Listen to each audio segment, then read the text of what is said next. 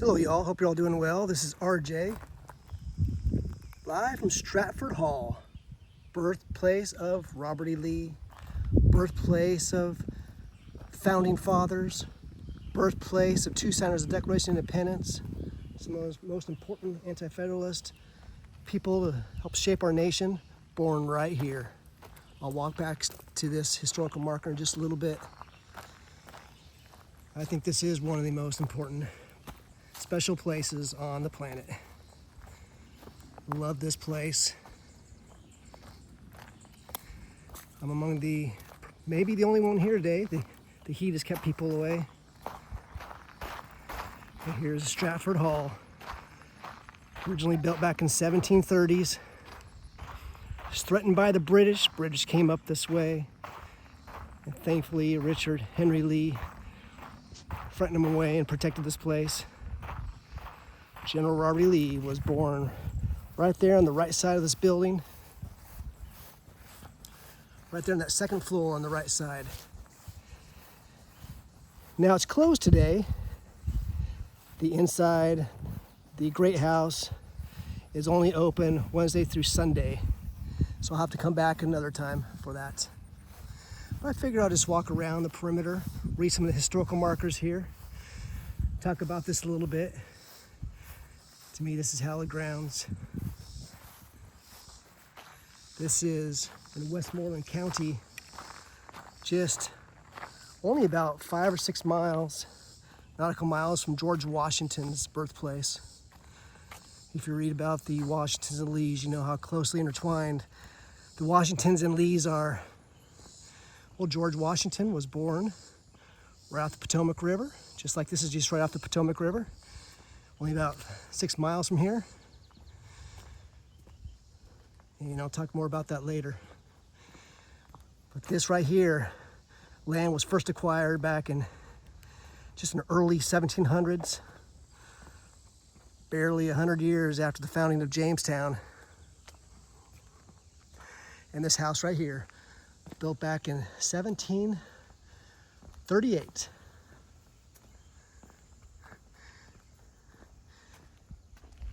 That's a beautiful place. Love coming through here whenever possible. I encourage you to stop by as well if you're ever around here.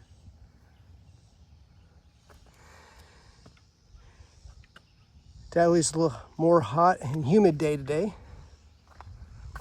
That's why I think some of the crowds, it's frightening some of the potential spectators and visitors away. But you can see it's such a pleasant day here. It's such a historic place. Here's where I often walk through for the tours. I'll come back another time and share another video at that point. But this was an incredible building, home for that period of time. These steps restored back in 1940, it says right here.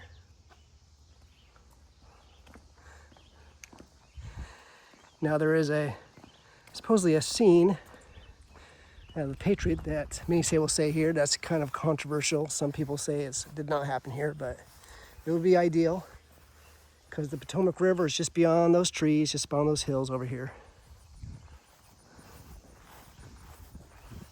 Just kind of walking around the grounds. If you hop in the car or you take a walk, you can get down to the Potomac River. It's a good place to find some shark teeth. Did that with the family before. This building was restored back in 1937, but most of these buildings right here date back to 1730s. So just think of that, approaching 300 years old. And most of it is the same. I think these stairs were added a little later, but here's the back side of the Stratford Hall. Once again, this is in Westmoreland, kind of on the northern neck of Virginia, just about maybe 5-6 miles north of the county seat, which is Westmoreland County Courthouse. There's the steps leading up to the back. The Great Hall is just beyond those doors. Sorry I can't go in there today because once again this is closed today. It's closed It's open Wednesday through Sunday this time of year. Admission's only about, I think, about $15, and then it steps on down according to age and military veteran status and children and things like that. Definitely very affordable. So there's a little reconstruction going on right here. You could see how there was a stairway right here at one time. I don't know what's happening here. So what I'm gonna do is I'm gonna walk around this, and then I'm gonna walk towards the visitor center after this, and I'm gonna share with you photos and paintings, actually paintings and portraits of those who lived here, at least a selection, mainly of the women. What they did is they have portraits of the women who stayed here. And I want to share with you what they're doing, because there is a construction going on in the visitor center. The main area has been closed for about a year and a half now. They plan on opening it up for the 250th anniversary next year. Just walking around. So this is the grounds where, here at Stratford Hall, this is where two signers of the Declaration of Independence were born, here at Stratford Hall. One of them was Richard Henry Lee. And you can read about him, probably one of the most important founding fathers of our time. He's part of the garden right here. Maybe I can talk more about that. Richard Henry Lee is actually buried in the burnt cornfield. That's probably about, I'm guessing, it's been a few years since I've been there, and I'll probably go there next. But that was just south of here, maybe about, I don't know, 10 miles maybe. But he was the one who really drafted the first independence articles for independence from Britain. And he got together, and officially that is the first independence document that was agreed to and signed back on July 2nd, 1776. And we all know what happened just 2 days later on July 4th. But many will say Richard Henry Lee, who was Robert E. Lee's uncle, was really the first one to push through the independence document. And you can read about the Leland Resolves and other things. I'm not going to go too much detail about that. In fact, there are some historical markers. I'm going to stop by those in just a little bit. So you can walk through here. I'm just walking through the old gardens of the Lee plantation, where there was, some say at least 4 generational Lees lived here. I think it was a lot more than that. All the way from the 1730s, but they actually owned this land up to 1719 or so. There's a historical marker out there. I'm not going to walk out there right now. It's a nice little place to roam around. I'm breaking out in a sweat a little bit, but otherwise, pretty pleasant day. It's in the upper 80s right now. So Robert E. Lee was born here. In fact, it was that room right up here on the left side of the building. That's where Robert E. Lee was born. Wish I could walk through right now, but like I said, the building's closed right now.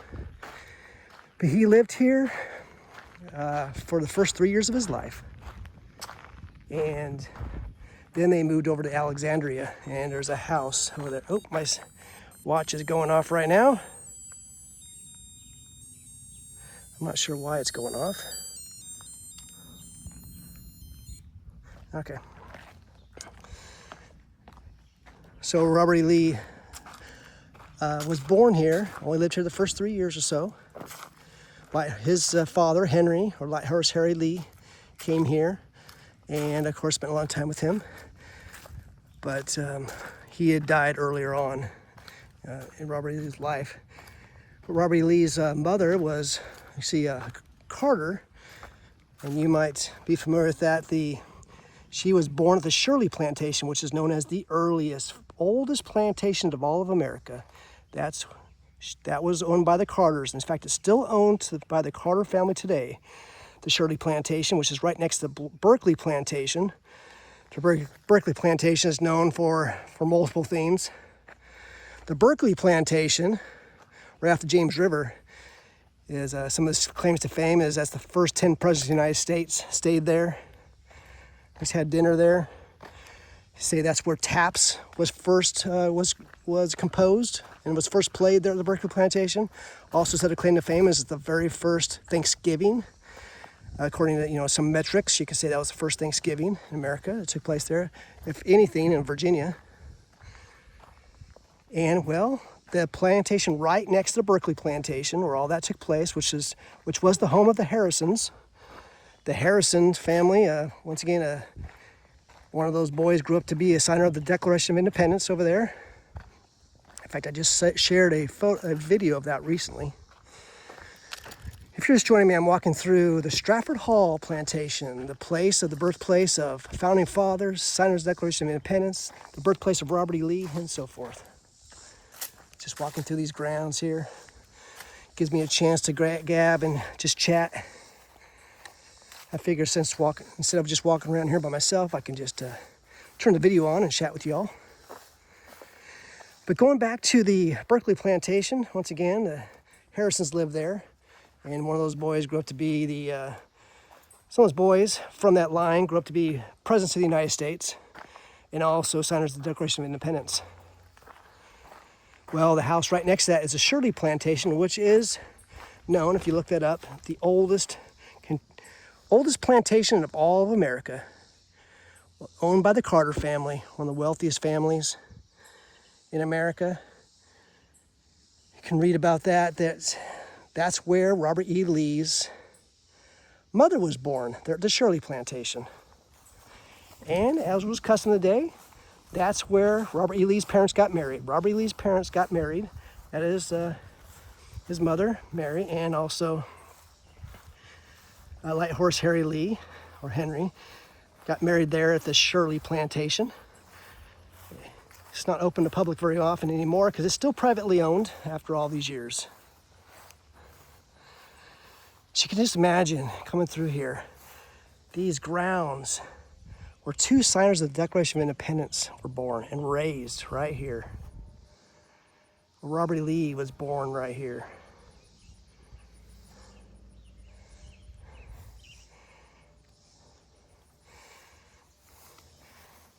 Kind of his hallowed special grounds right here.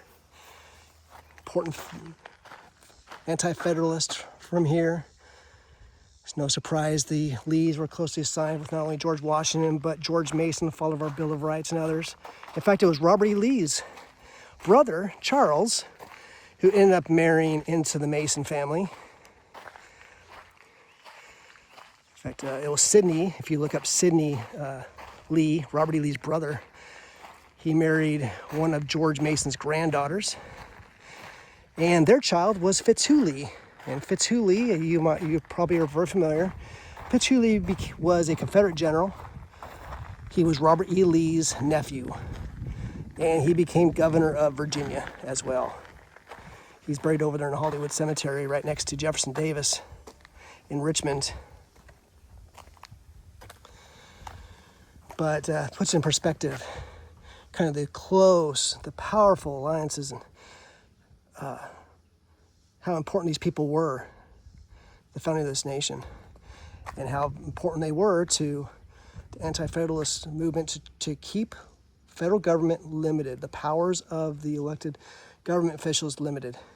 Now I'm walking up to the side of the Stratford Hall, and it is right here in this upper right room where Robert E. Lee was born.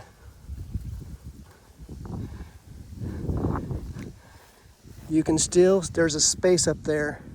There's 8 fireplaces here. And one of the little neat stories was, and I'm just gonna tell it in jest because I'm just doing this all off the cuff and I might misspeak, I often do, I apologize if I do. But one of the little stories was when they were getting ready to leave, they were getting ready to move to Alexandria and live in that home that's still there in Alexandria. That was actually up for sale recently for millions upon millions of dollars. Well, they're getting ready to move. They were looking for little Robert, and they couldn't find him. And they eventually found him, and he was apparently staring and looking at the fireplace. And then there was a grill, and the grill had kind of engraved little angels on it. And little Robert was saying goodbye to the little angels on the fireplace. And that's just right here, just right inside this room. So basically he was born right there. And that's the maternal room right here on this side. That's why this is hallowed grounds. The kitchen was just right over here. The great hall was in the middle. I'll walk through this again later. I thought it was going to be open today, but I wasn't expecting it was going to be closed. Once again, it's only open Wednesday through Sunday. But I tell you what, I love going through here. To me, this place is just as important as going to Mount Vernon or Monticello or Montpelier or Gunston Hall. I'll tell you what, some of those places, and you can continue on down the line. I've been to Mount Vernon many times. There's 1,000 times of traffic, foot traffic through here, but this place is just as important. And it's no surprise that the Lees and Washingtons were close friends. And all those people right up along this river. In fact, if I was to walk down here, we can get down the Potomac River just down here. It's maybe about a mile or so down from here. If you keep on going around, it bends around. Fredericksburg is about 45-minute drive north. Well, it's actually northwest of here. And then you keep going north of there, you get to places like a quiet church. And that church has been around since 1740s as well. It's no surprise you'll find people like John Mason, descendants of George Mason, and descendants of Robert Lee are buried there.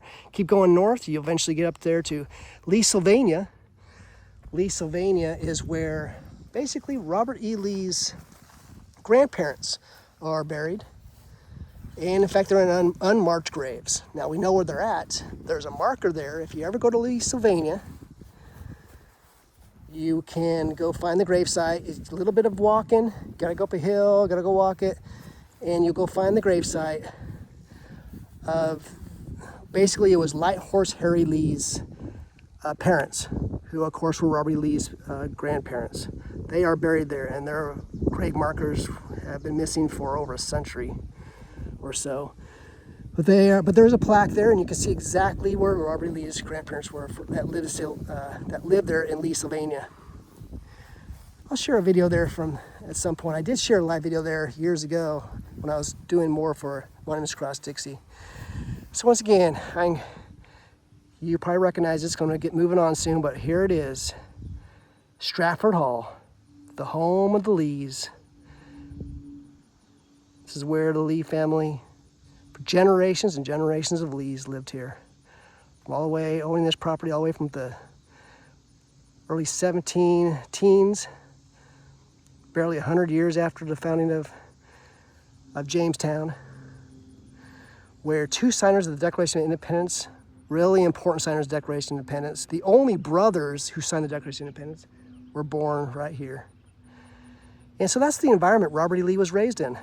He was raised in the home that inspired and were patriots, the most important patriots that all of America lived. That's the environment Robert E. Lee grew up in. The home of patriots, brave men who valued personal freedoms and liberties, who fought for principles that we now find in the Bill of Rights and the Declaration of Independence.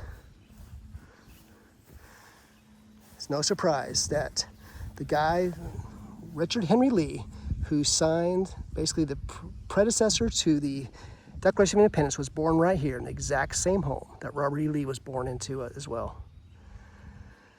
And it's no surprise why Robert E. Lee made the decisions he did. And that is, as he said, to defend his home and his family.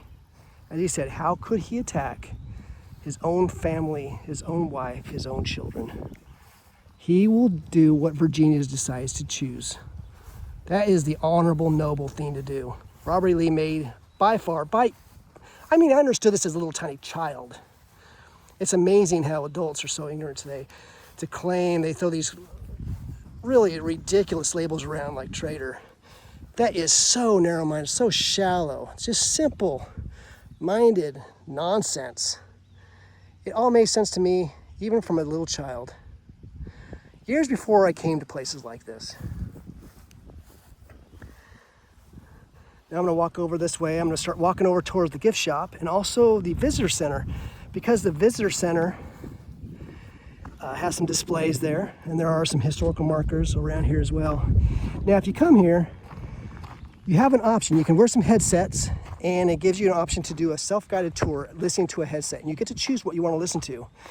One of them is for the brothers, mainly dedicated to the brother and the men of this who lived here. Another one was dedicated to the women, and another was to the indentured that were here. In fact, there was a gravesite around here. There was a slave and indentured servant gravesite, and it clearly says on there they were not all black. There was quite a few white indentured kind of slaves that lived here at one time. But Robert E. Lee, so once again, he always thought about this place throughout his whole life. He always had these fond memories. He left here when he was only 3 years old, and he still had memories of this place. I don't think he ever was able to return. Maybe he probably did, but I'm not aware that he was. He lived there in Alexandria. You can read about what Union soldiers did to Alexandria. They were just brutal in Alexandria. Now I'm going to come up here where I started this. I'm going to continue on down this pathway after this. I'm going to go past the gift shop. I'm going to go into the visitor center. I'm going to show you the display of what's there right now. And that way you can get eyes on what some of the ladies, at least what the ladies look like, because of the display they have. The other display is has been under construction now for probably a year and a half or so. But right here, I'm going to read this. Stratford Hall. Birthplace of Robert E. Lee.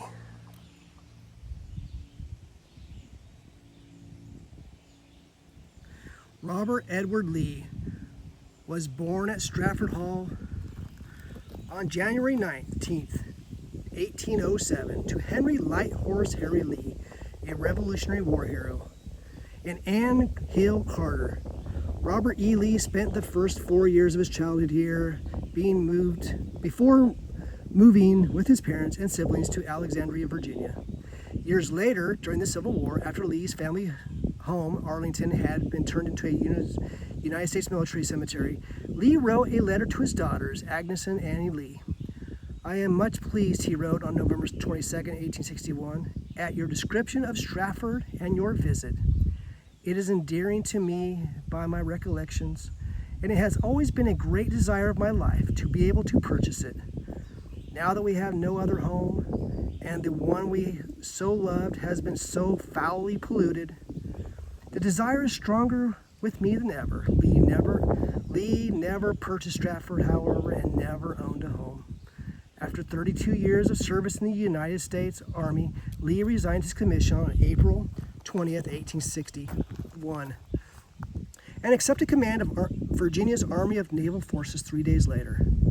On June 1st, 1862, Confederate President Jefferson Davis gave him command of the Army of Northern Virginia. Lee became a general-in-chief of Confederate forces on January 1st, 1865. He surrendered the Army of Northern Virginia to Union General Ulysses S. Grant at Appomattox Courthouse on April 9th, 1865. In October 1865, Lee became president of Washington College in Lexington, Virginia. He died there on October 12th, 1870. It says Stratford escaped damage during the Civil War, but in 1864, Union soldiers took away supplies and slaves belonging to Stratford's then owner, Mrs. Elizabeth Stork. Sidney Smith, Robert E. Lee's older brother, resigned his U.S. Naval Commission on April 28, 1861, to serve in the Confederate States Army. Diarist Mary Chestnut describes Smith Lee as handsome enough to bring up the average. And there's a photo of Robert E. Lee. So it's worth mentioning a few things right here as I start walking this way. It speaks about the Arlington House, the Robert E. Lee Memorial, that's in Arlington National Cemetery. I'm going to start walking away from the Stratford home. The Stratford home that's just over here, where Robert E. Lee was born, and founding fathers, and signers of the Declaration of Independence, and many, many more born there. There is a cemetery over there, but many were buried elsewhere.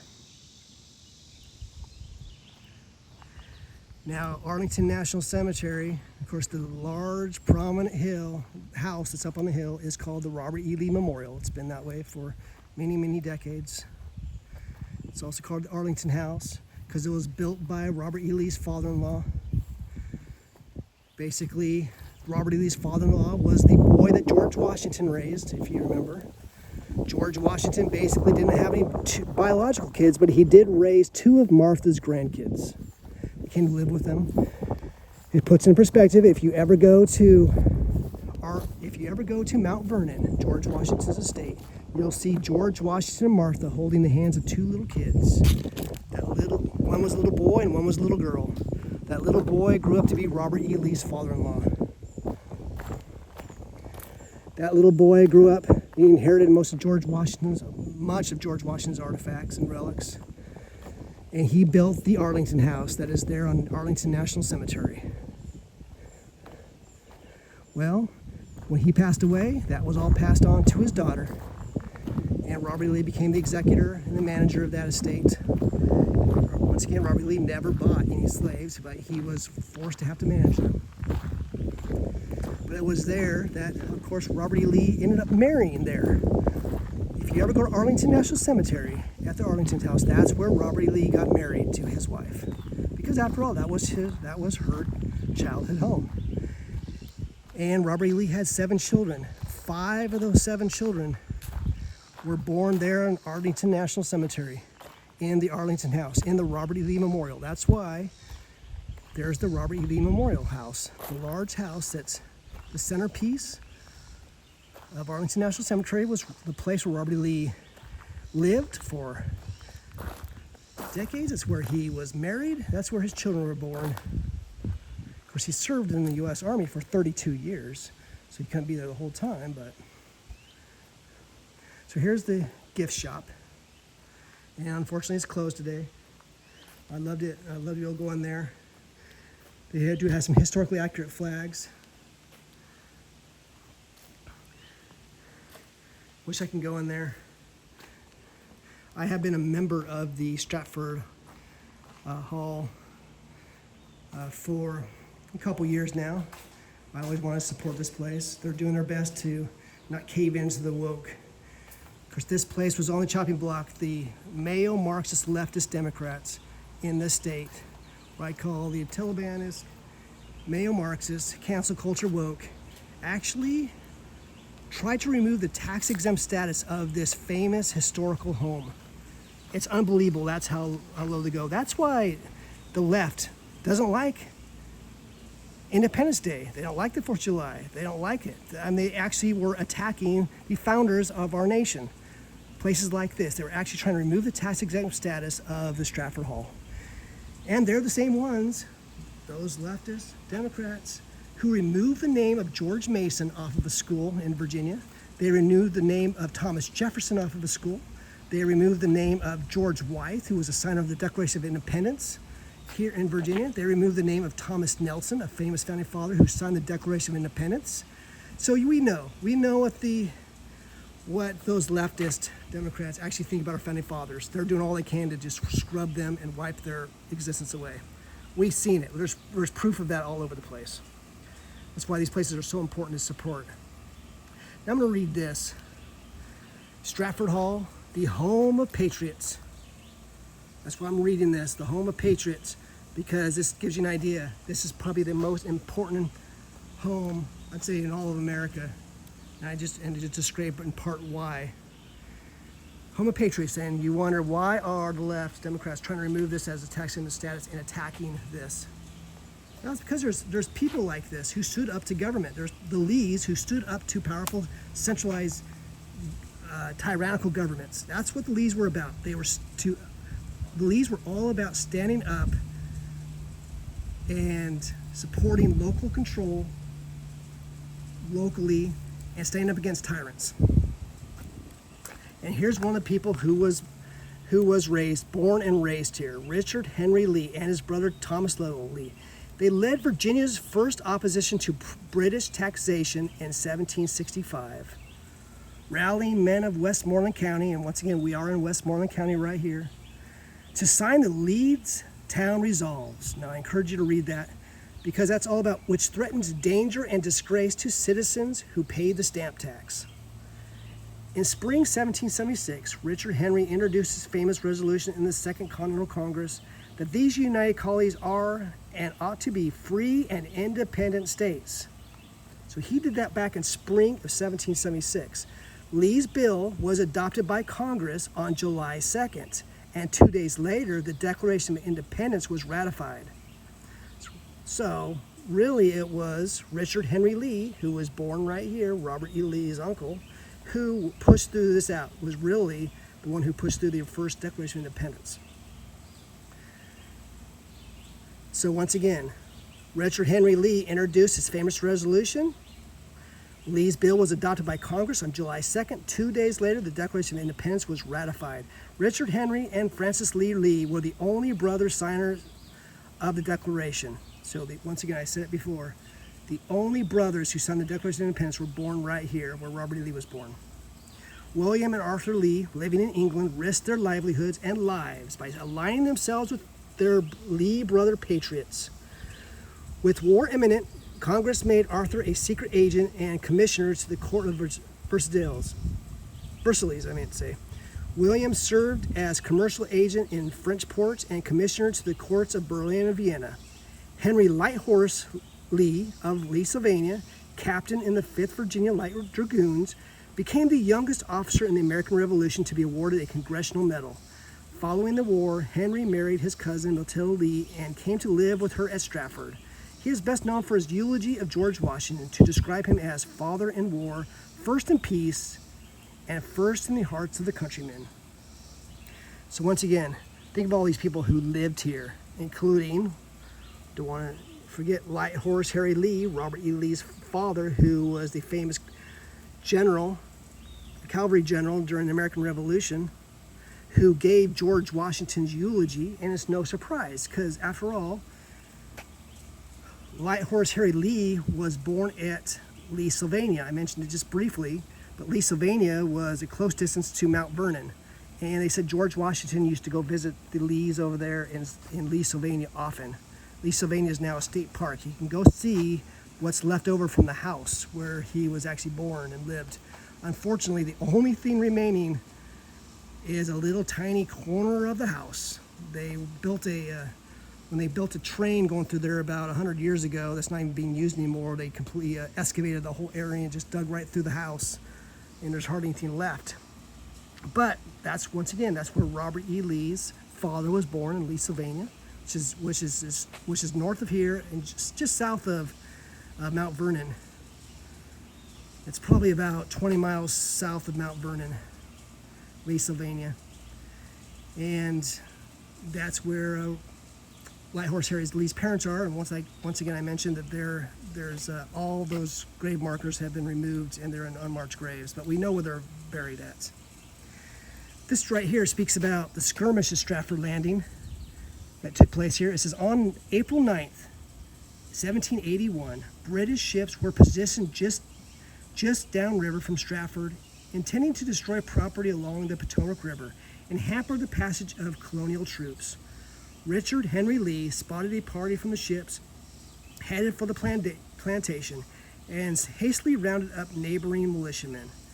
Leading the ill-equipped troops, Richard Henry, lieutenant of the Westmoreland County Militia, drove the British from the land and spared Stratford from destruction. After a small engagement, we had the pleasure to see the enemy, though superior in number, run to their boats and precipitately re-embark. So he was able to save these places. So it's no surprise. You can imagine what Robert E. Lee felt during the war when the Union troops were burning down his properties at the time. For example, just recently I went to the so-called White House, where they say George Washington married Martha. There's some controversy about that. Some say he may have got married at the St. Peter's Church, which dates back to 1701. But at that White House, the so-called White House, which is right off the Potomac River, there in New Kent, Virginia, that was the house they say George Washington married Martha Washington. Well, When Union soldiers came through there, they controlled the area and they knew the historical value, but they burnt it down anyways.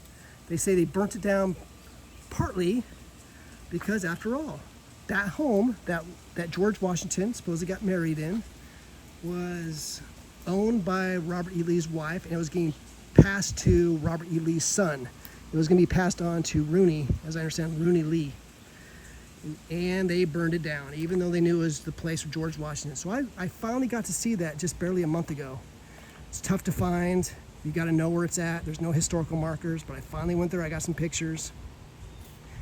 The place, and the only thing left over is you can see the brick and the foundation of the leftover. I'll share a photo of that later on because very, very few people have taken photos of that.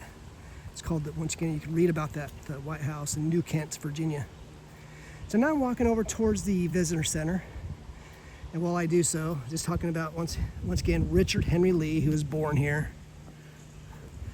Richard Henry Lee, he was actually one of the first presidents. If you saw the video I just shared just a few days ago, actually, I was going through Frederick, Maryland, and in Frederick, Maryland, I went to Mount Olivet Cemetery, and that's where Francis Scott Key is buried. That's where Confederate Row is. That's where there was about 700 Confederate soldiers buried there. And I stopped by, I showed you where the original gravesite was for Francis Scott Key when he was reinterred there in 1866 and then later reinterred in 1898. Well, just right there was the so-called the first president of America, the first president of the United States. Now remember, when this Declaration of Independence was signed, the government was called the Articles of Confederation. Remember that?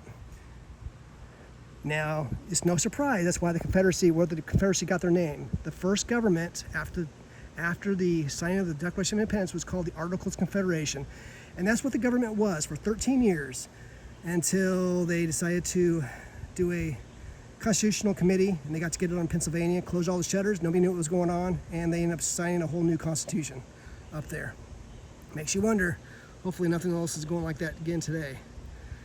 But so they had presidents, and those presidents were just one-term presidents for only 1 year at a time. And that president, that one of those first presidents was Richard Henry Lee, Robert E. Lee's uncle. And anyway, the very, very first president, 13 years before George Washington, was also, his marker was there as well. So now I'm gonna go walk into the visitor center.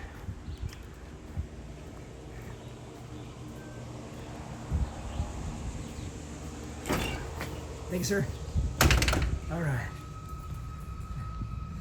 So in the visitor center now at Stratford, and just looking at some of the displays, because the displays have changed a few times.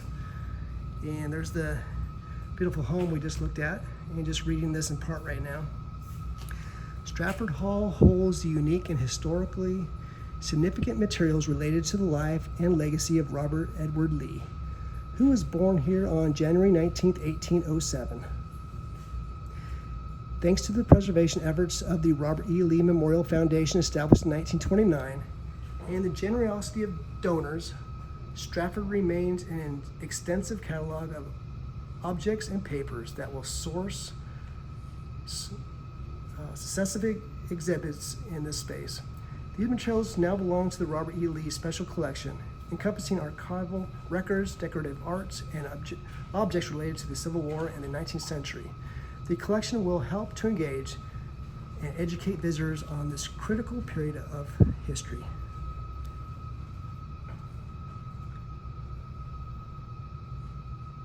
So that's the home we're just at. And you can read this. Here's the model of the Stratford Hall that we just walked around. I just did a video walking around this. This is overlooking the Potomac River in Westmoreland County. The massive Stratford Hall was built around 1738 for politician and planter Thomas Lee. So once again, Thomas Lee was the one who bought this place, and he was the one who built this place, having been born in 1690. Its H-shape, large windows, and raised first floor allowed light and cool drafts to enter from all directions.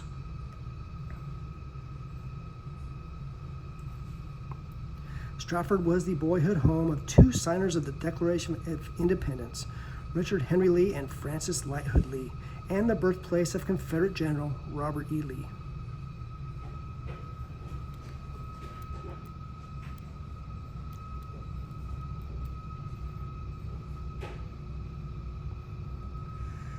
There's a few other exhibits. Now these are pretty new since I was here last time.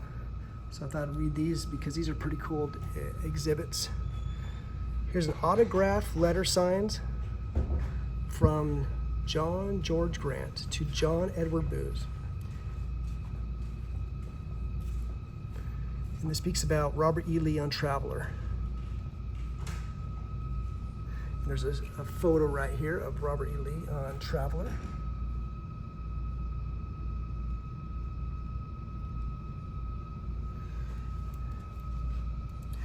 And what this says right here is this letter says, it was dated April 27th, 1916.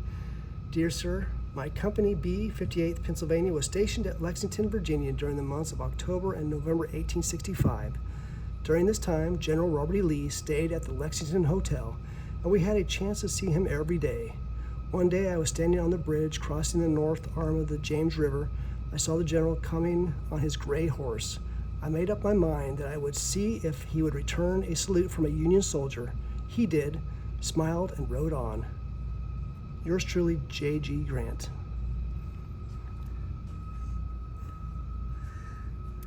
This right here is you see a mechanical pencil. The pencil belonged to Robert E. Lee and is engraved with his name, and if that's the pencil right here.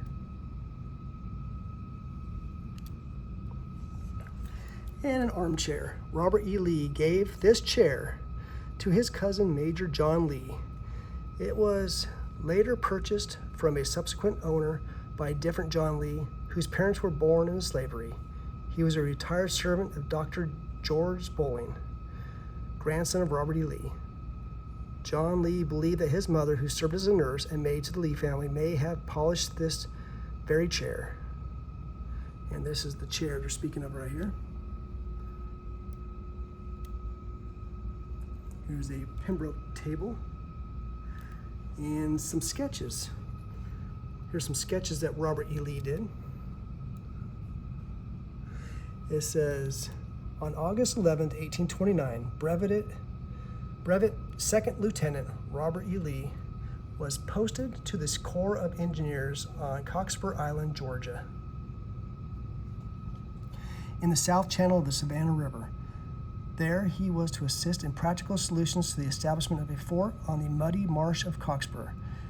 When not immersed in engineering projects, Lee enjoyed the social rounds in Savannah, where he befriended Catherine McKay and Sarah Menes.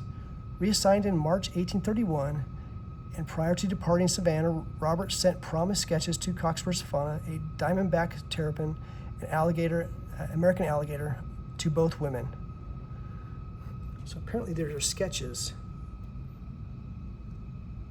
It says Robert E. Lee sketches. So if these are sketches by Robert E. Lee, he was an incredible artist as well. We can see what that's from. Really impressive. Now these displays apparently change.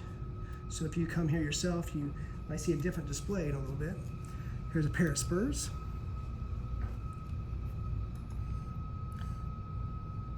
The inscription on these spurs states that they were presented to Robert E. Lee by friends and admirers from Prince George's County, Maryland. And it's those right there.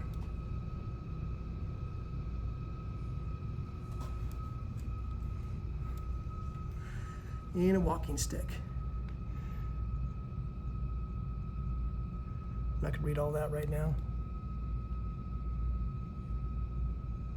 It says, Lee was president of Washington College when he received this gift. While we don't know who the original profound admirer was, we do know that after Lee's death in October 1870, the walking stick descended in the Corn family and was donated to Stratford in 1978. So that's the gift from one of Robert E. Lee's admirers. Now, what I want to share with you right now is something, particularly, here is the exhibit right now. And I want to share with you some of these portraits of these people related to General Robert E. Lee. And I'll return to these really soon.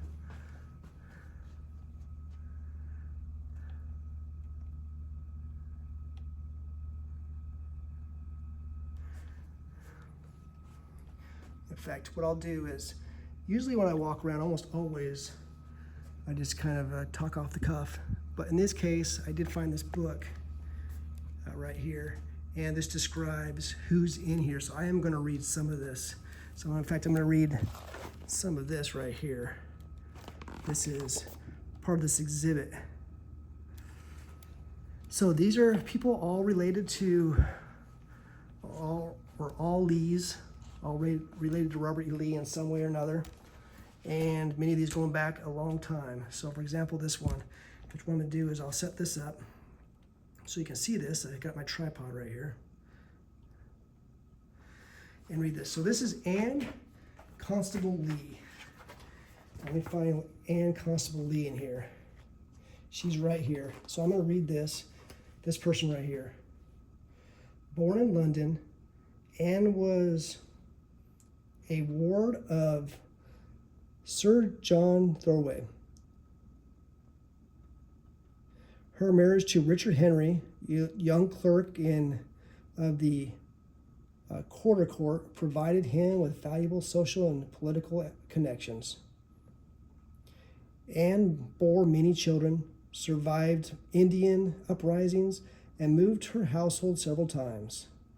After Richard's death in 1664, Anne, who had moved with him back to London, obeyed the instructions in his will and sailed back to Virginia to finish rearing the family. So one of the early ones, this is Anna Constable Lee. Once again, she was born in 1622. Now changing this right here, this is someone who is directly connected with this house, the Stratford Hall. And this is Letitia Corbin Lee. If you can see that right here.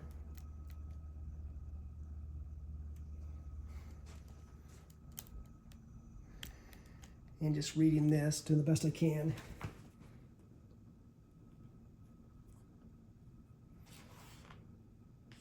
Letitia Corbin Lee. Now, she was born in 1657, died in 1706. She married Colonel Richard Lee.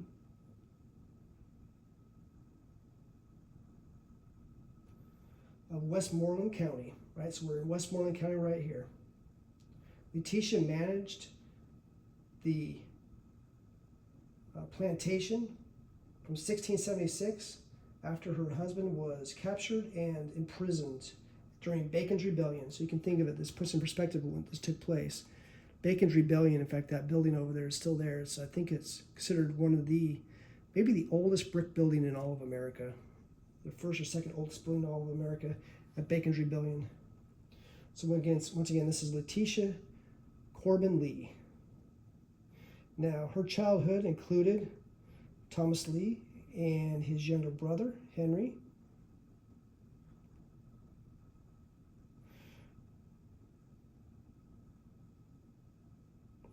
So she was the one that lived over there in Lee, Sylvania. I'm having a hard time reading some of this here. So just continuing on over here. This right here is Hannah. But you can read some of this yourself. Hannah Little Lee.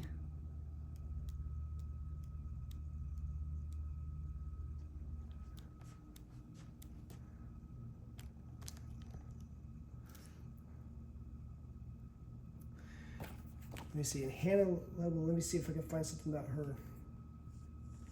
She was born in 1701. She died in 1750. Hannah, the daughter of Hannah Harrison and Philip Lowe, grew up in Springville. It's in addition to shaping the characters of her two sons who signed the Declaration of Independence. So two of her sons signed the Declaration of Independence. Hannah played a large role in shaping Stratford while rearing 8 children. Her husband, Thomas Lee, funded the construction of the great house in Stratford. So the house we just walked around that Robert E. Lee was born in, it was her husband who built that. So she was basically the first lady who lived here. She was the wife of Thomas Lee, who built the Stratford Hall. But accordingly to their son Philip, Hannah was largely responsible for its design. So once again, Thomas Lee was the one who built the Stratford Hall here in Westmoreland County. And this is his wife. Now continuing on over here, you might have recognized some of this. This right here is, this one on the left. This right here is Anna Maria Mason Lee.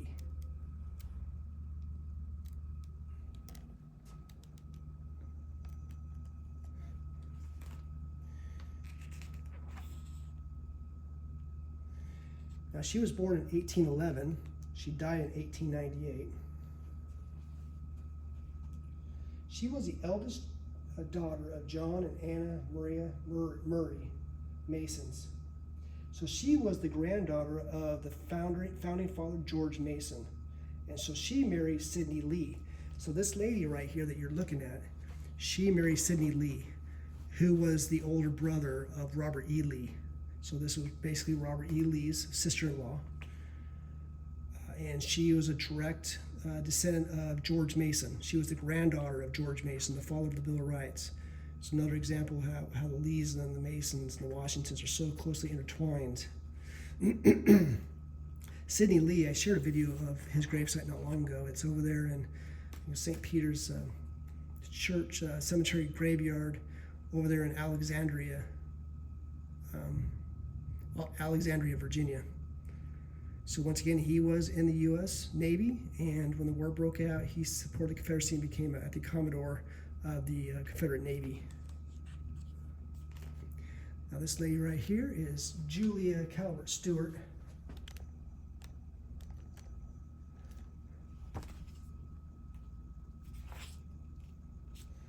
She was born in 1814, died in 1888. Julia was a cousin of Mary Custis, Robert E. Lee's wife, and served as attendant at their wedding on June 30th, 1831 at Arlington. Julia married Dr. Richard Stewart, half-brother of Elizabeth McCoy Stewart, the sister-in-law of Henry Lee IV of Stratford. So she and her husband purchased Stratford in 1828.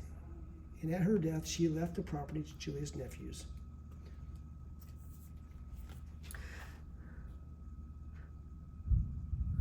Here's someone else. This is Lucy Lyons Hopkins Turner. I'm not going to read that right now, but you see some other things right here. I hear some thunder outside. Once again, here we are. I don't know if you can see this very well. In fact, we would be right about, somewhere right around here.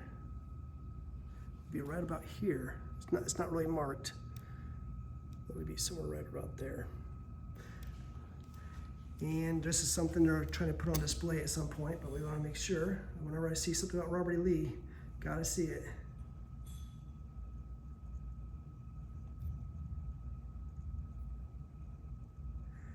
Looks like they're probably trying to get this ready to go on display at some point.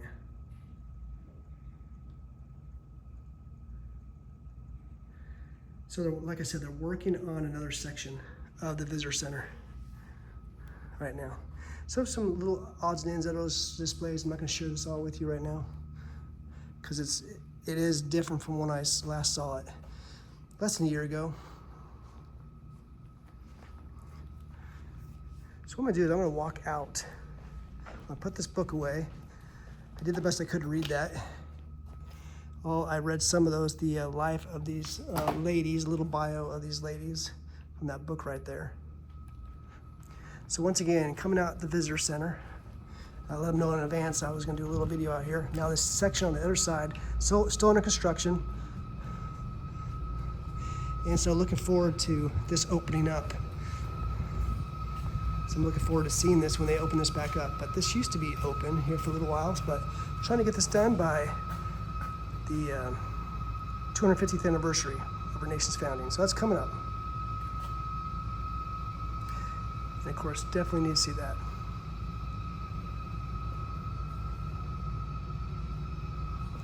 All right, we'll walk back out here for a little bit. So once again, here at Stratford Hall, some of the, you can become a friend of Stratford right here. That's one of the things I did. There's a little section right here, becoming a friend of Stratford Hall.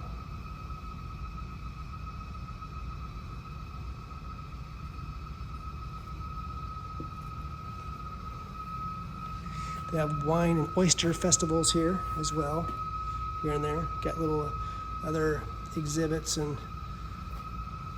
along the way. Walk back out here. All right, I think there's a storm brewing, and there are thunderstorms in the forecast. But here's the visitor center. Once again, just walking back to this door.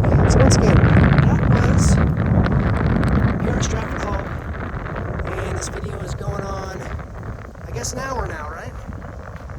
And that was the visitor center. So I started out here at the visitor center, walked over there. Unfortunately, the room is the actual Great Hall. The house is closed today. Unfortunately, the gift shop is closed today, but I was able to show you some other stuff. And I figured I was going to walk around anyway, so I might as well just share a live video. So glad to be able to do that with you all. So once again, here out in Westmoreland County, around the edge of the Potomac River. Only about 5 or 6 miles from George Washington's birthplace. Only about 45-minute drive or so from Fredericksburg. Right here in Westmoreland, there's a county courthouse not too far from here. It has a beautiful Confederate memorial out there on courthouse grounds. A lot of historical sites, a lot of places to see. So leaving us with you today, once again from Stratford Hall, home of the Lees. Take care, y'all. Talk to you more later.